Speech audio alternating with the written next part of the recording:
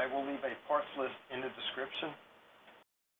Remove the protective cap from the bleeder screw. All you need is a fuel hose and an empty water bottle. Drill a hole through the top of the water bottle cap. Pour some brake fluid into the water bottle. This is where the fuel hose will slide over the bleeder screw.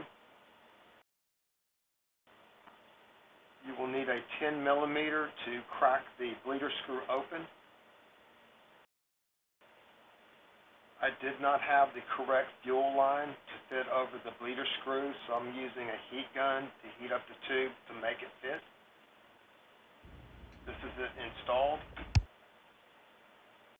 Place the fuel line into the bottle. Fill up the reservoir. After this, crack the bleeder screw a quarter turn and start pumping the brakes.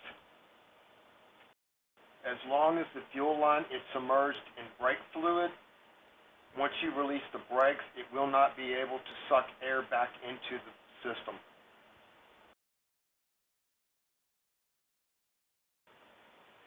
After all the air has been removed, tighten the bleeder screw back, remove the fuel line, and put the protective cap back on.